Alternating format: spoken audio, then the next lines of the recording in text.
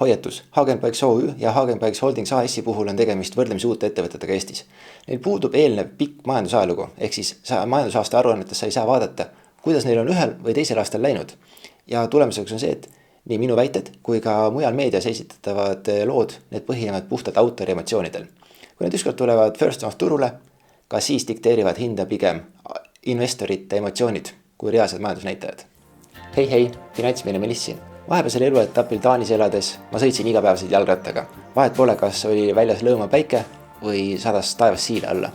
Korralikud riied selga ja ratta selga ja linna ühest otsast teise või täpselt sinna, kuhu oli vaja. Vahet pole mis kell, vahet pole mis silm, ikkagi jalgrattaga. Ja Hagenbikesi IPO just sellepärast ma ilmselt mu tähelepanu ka endale sai.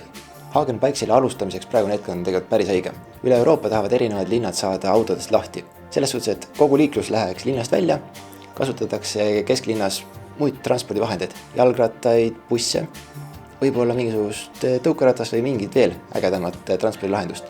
Oma IPO käigus tahavad nad investorid kaasata veidi enam kui 500 000 eurot, ehk siis annavad välja 190 000 aktsiat hinnaga 2 eurot ja 64 senti tükk.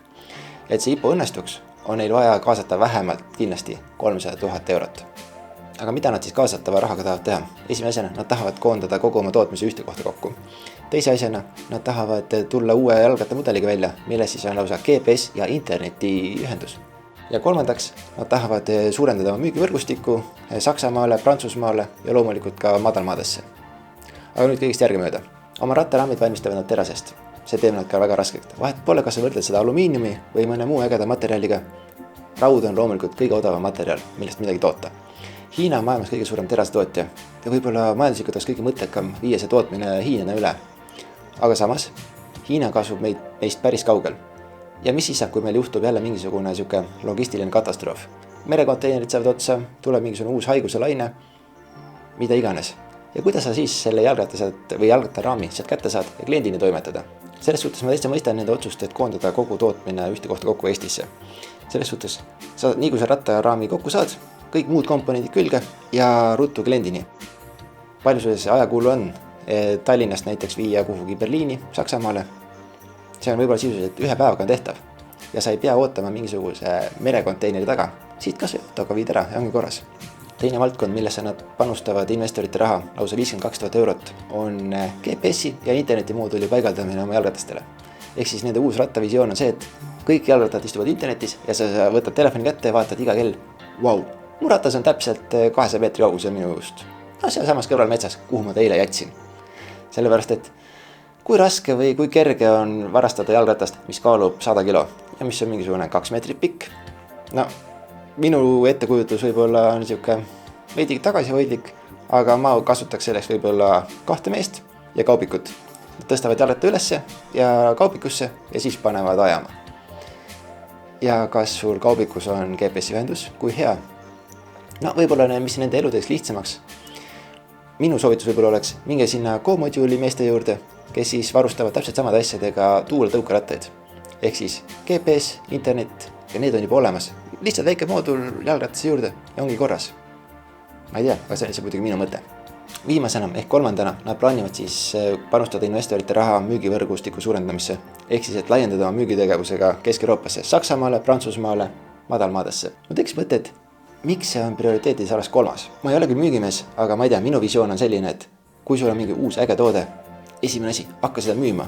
Tekitad nõudlust, saad võib-olla mingisuguse sissemaksu kätte ja siis hakkad tootmisvõimsusi suurendama. Täpselt nii palju, kui sul on vajadus. Selles suhtes, et kui sul on mingisugune hullult suur tehas, kus sul võib-olla oled võimeline tegema 50 000 jalgratast aastas ja sa reaalne turg on see, et sa suudad müüa 50 ratast aastas. Mida sa selle 49 950 ratta tootmisvõimsusega peale hakkad? See on lihtsalt kulu sulle. Veel üks uitmõte, ma panin Google'isse Hagenbikes ja otsisin, mis oli tulemus. Ma ei leidnud nende koduleht esimeste tulemuste seast ülesse. Läksin pingi, panin täpselt samamoodi Hagenbikes ja mis on tulemus? Esimene tulemus kohe Hagenbikesi koduleht. Ma ütlesin, super. Aga reaalsus on see, et 80% inimestest võib-olla siin meie regioonis kasutavad Google'it. Ehk siis 80% potentsiaalsetest klientidest ei leia nende kodulehti ülesse. Kas see tähendab seda, et 80% võimalikust müügist jääb tegemata? lihtsalt selle pärast, et ei jõuta kliendini.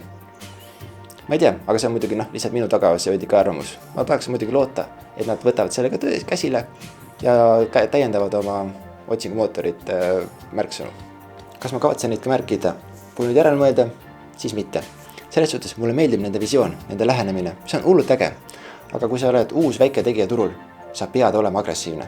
Esimesena kaardist ära, millised on su kliendid, kus nad liiguvad, millist meediat tarbivad ja siis sa saad välja mõelda selle, kuidas sa nendeni ka reaalselt jõuad. Kui sa oled lihtsalt siuke, et kõigepealt tootmine püsti, uued ägedad mudelid välja, aga kellele sa pakud neid? Kuidas klient saab teada, et sa tule mingisuguse uue asjaga välja, et sul on tootmisvõimus ka reaalselt olemas? Ma ei tea, millised oleksid need majandusnäitajad või emotsioonid, mille tuginedes teeksid sina praegu aktsia märkimise otsuse või siis ka hiljem aktsia ostmise otsuse. Ma ei tea, kui ma mõtlen enda peale, siis 10 aasta pärast ma hea meelega sõidaks ikkagi nende jalgrattaga. Hull koorem mingit asja peal, näiteks terve nädala sööki. Sõidan läbi linna, mõnus, rahul olev nägu ees.